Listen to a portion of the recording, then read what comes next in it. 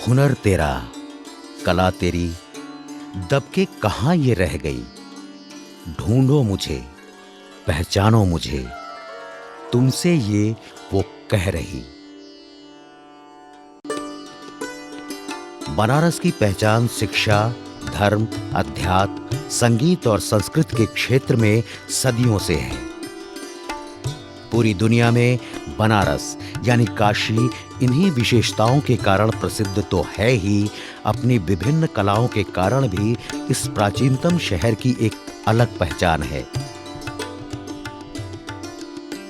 बनारस के हस्तशिल्प के अंतर्गत कई कलाएं शामिल हैं। मुख्यतः बुनकरी, मेटल रिपोजी, जरी जरदोजी और गुलाबी मीनाकारी। बनारसी संस्कृति, मान्यताओं और परंपरा से जुड़ी शिल्प कला में कलात्मकता और तकनीक का अद्भुत मिश्रण दिखलाई पड़ता है, जिससे शिल्प कलाएं विशिष्ट हो जाती हैं।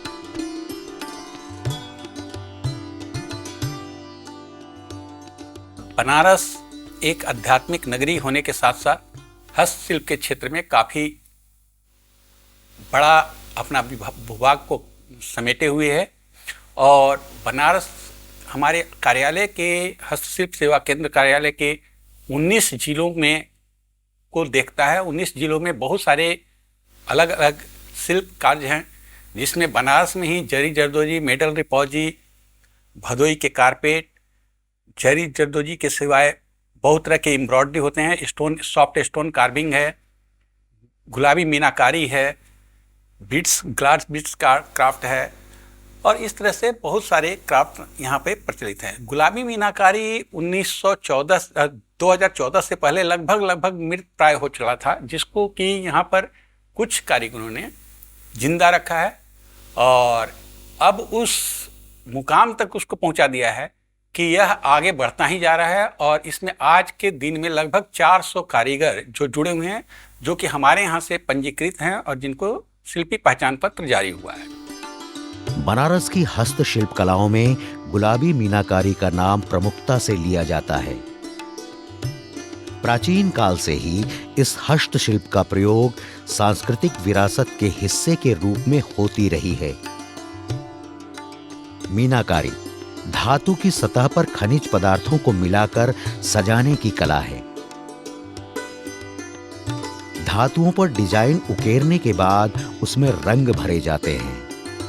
कला अभिव्यक्ति का एक रूप है। काशी की अमूल्य धरोहर है गुलाबी मीनाकारी। गुलाबी मीनाकारी मुख्य रूप से मेटल पर इनेमलिंग है। जैसे कि गुलाबी मीनाकारी शब्द में है गुलाबी शब्द, इसमें गुलाबी रंगों का मुख्य रूप से उपयोग किया जाता है। इसमें खनिज की सतह पर या धातु की सतह पर किसी आकृति को उकेरा जाता है, उसके बाद उसमें विभिन्न रंगों को भरा जाता है और तरह तरह के मोटिव तैयार किए जाते हैं। इसमें मुख्य रूप से धार्मिक, सांस्कृतिक, काशी की विरासत, देवी देवताओं की मूर्तियाँ और उनकी फ़ोटो इत्यादि को जो है गुलाबी मीनाकारी के रूप में उकेरा जाता है।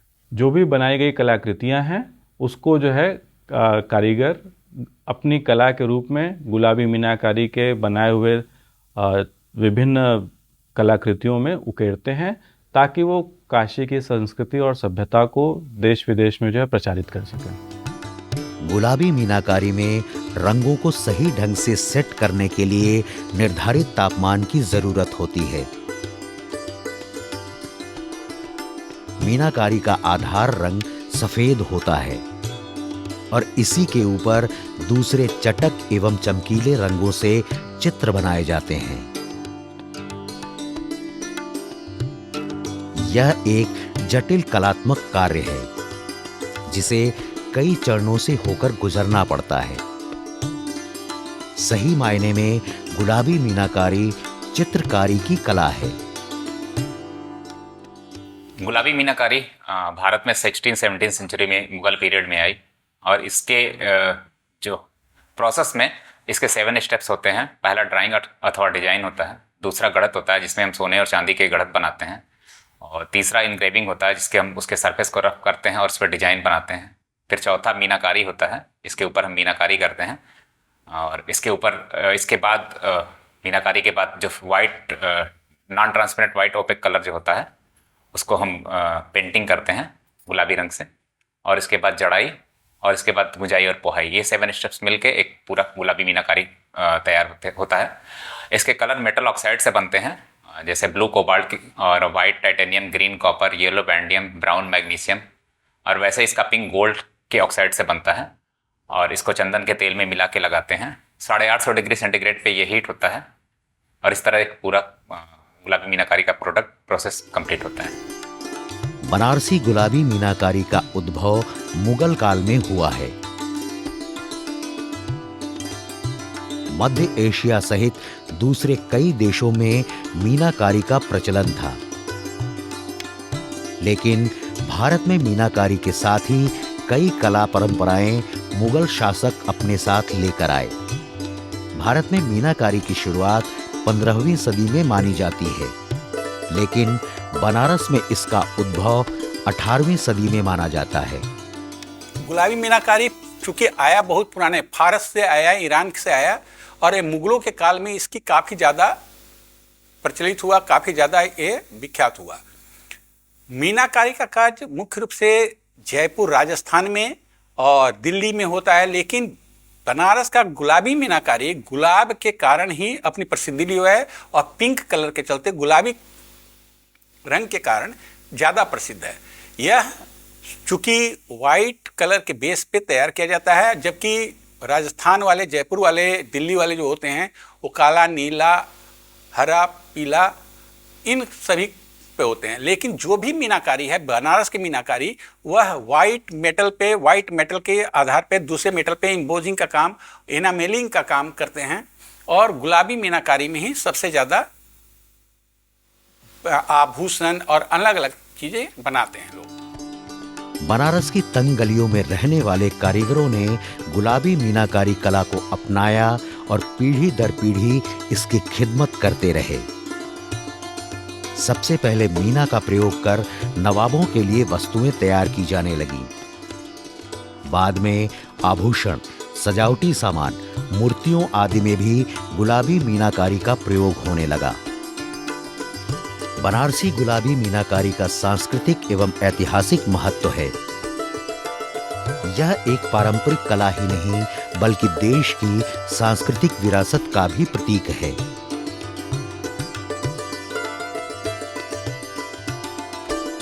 गुलाबी मीनाकारी में कई तरह के रंगों का प्रयोग किया जाता है, और प्रत्येक रंग का अर्थ होता है। लाल रंग जुनून का प्रतीक है, तो नीला शांति का, और हरा उर्वरता का प्रतीक है। इन रंगों का उपयोग विभिन्न धार्मिक एवं सांस्कृतिक आयोजनों में किया जाता है। गुलाबी मीनाकारी में जो रंगों का महत्व होता है वो हमारे ज्योतिष की परंपरा के अनुसार भी होता है। हर ग्रह के लिए एक अलग कलर होते हैं, और ये हमारे शादियों में, हमारी बेटियों की शादियों में जो इसका लाल रंग होता है वो खुशी का प्रतीक होता है, शुभ का प्रतीक होता है। लाल और गुलाबी, इसको बेटियों की शादियों में जो ज्वेलरी दिए जाते हैं, जो आभूषण दिए जाते हैं, उनको प्रयोग में लाए जाते हैं। एक भगवान राम का मंदिर है, जो अयोध्या में भगवान राम का मंदिर है, उसका रेप्लिका जो है उसमें वो 2 kg सिल्वर में है, और 108 दिन में बना हुआ, और इसके 108 हिस्से हैं, जो सनातन धर्म में भी बहुत महत्वपूर्ण स्थान रखता है वो नंबर। और इसमें भगवान राम जो हैं वो सोने के हैं, और इसके शिखर पे हीरे जड़े हुए हैं। बनारस के गुलाबी मीनाकारी कलाकारों ने कालांतर में सोने के स्थान पर चांदी और तांबे जैसी धातुओं पर अपने हुनर दिखाना शुरू कर दिया। चांदी पर की गई मीनाकारी की वस्तुओं की विदेशों में अच्छी मांग होने के कारण ये कला बनारस की गलियों में जीवित है। लगभग 300 कलाकार आज भी गुलाबी मीनाकारी के काम से जहां अपनी आजीविका कमा रहे हैं, वहीं एक समृद्ध कला परंपरा को संरक्षित और संवर्धित भी कर रहे हैं। हैंडलूम हथकरघा जो है, ये जैसे काशी बनारस को ध्यान में रखते हुए किया गया है। जैसे यहाँ पे गंगा जमुनी तहजीब है, इसको बोला जाता है, और इसमें जैसे बुनकारी भी है, वैसे ये हैंडीक्राफ्ट और हैंडलूम दोनों जो विंग हैं वस्त्र मिनिस्ट्री ऑफ टेक्सटाइल वस्त्र मंत्रालय के, इन दोनों को जोड़ता है, इन दोनों का फ्यूजन है। और इसमें सोना भी लगा है, इसमें हीरे भी जड़े हुए हैं, और इसमें साड़ी भी बनी हुई है, वो चांदी के तार से है। और ये सबसे अभी तक का जो है सबसे कठिन जो जिसको बोला जाता है वो है सृजन। ये इसको बनने का समय 2 साल का है।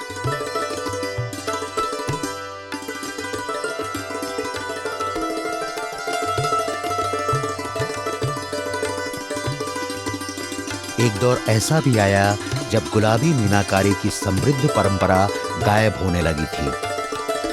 भारत सरकार ने वर्ष 2015 में गुलाबी मीनाकारी को प्रोत्साहन देने की योजना बनाई।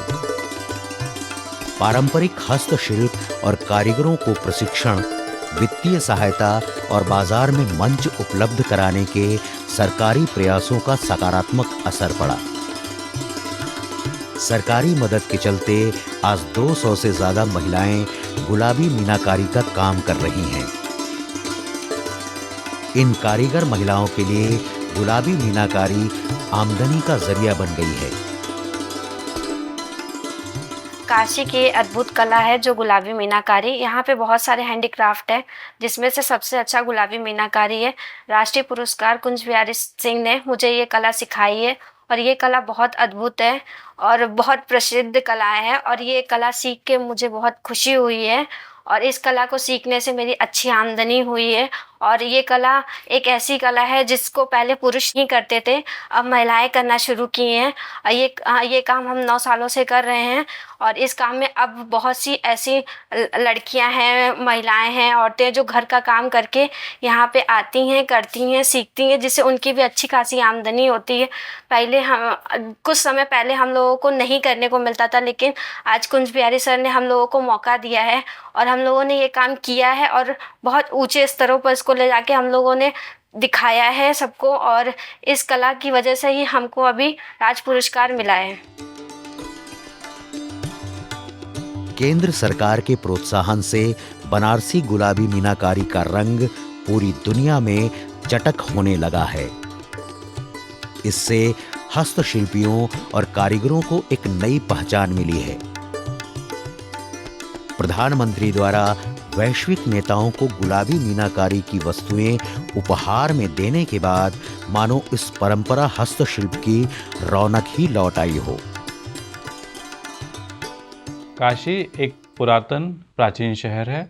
इसमें बहुत सारी हस्तशिल्प की कलाएं प्रसिद्ध हैं, जिसमें गुलाबी मीनाकारी का लोग प्रमुखता से कार्य करते हैं। गुलाबी मीनाकारी का जो कार्य है वो सोने और चांदी पे भी किया जाता है। इसमें प्रमुखता से चांदी पे विभिन्न कलाओं को उकेरा जाता है, विभिन्न परिदृश्य को उकेरा जाता है। साथ ही साथ सोने के आभूषण भी बनाए जाते हैं, जो भारत के साथ ही वैश्विक पटल पे जिसको लोग प्रमुखता से खरीदते हैं। इनकी विश्व के बाज़ार में बहुत अधिक मांग है। साथ ही साथ भारत के प्रधानमंत्री जी और उत्तर प्रदेश के मुख्यमंत्री जी द्वारा इसका विशेष रूप से प्रचार और प्रसार किया जाता है, तथा देश विदेशों के जो राष्ट्रपति, प्रधानमंत्री, राष्ट्राध्यक्षों को ये प्रमुखता से भेंट दिया जाता है।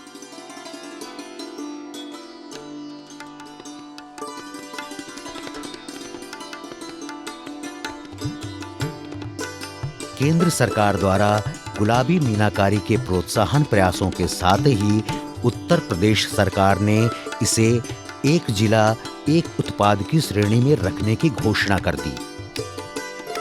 इसके साथ ही गुलाबी मीनाकारी को जीआई टैग यानी भौगोलिक संकेतक मिल गया। जीआई टैग मिलने के बाद बनारसी गुलाबी मीनाकारी से बनी वस्तुओं की मांग में अप्रत्याशित उछाल आया, जिसका फायदा बनारस के कारीगरों को हो रहा है।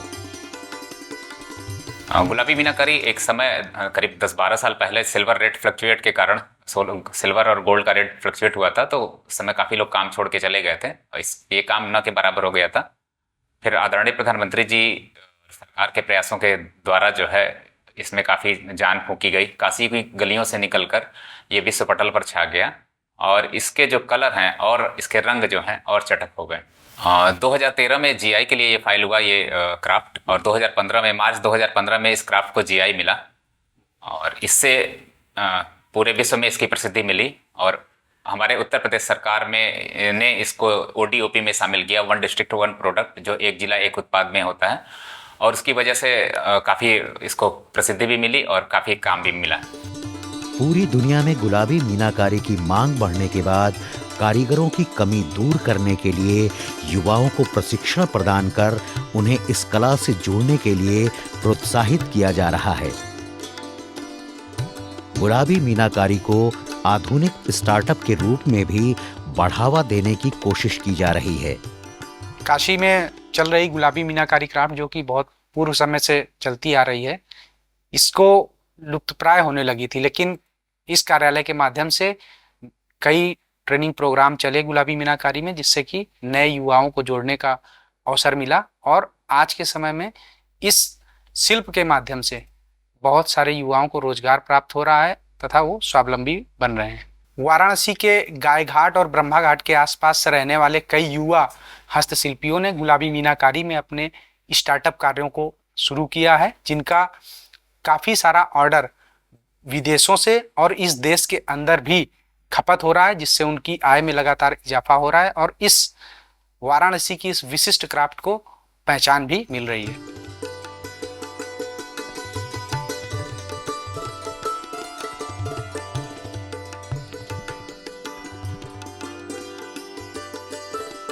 गुलाबी मीनाकारी का काम करने के लिए महिलाओं का आगे आना इस पारंपरिक कला परंपरा के लिए एक शुभ संकेत है।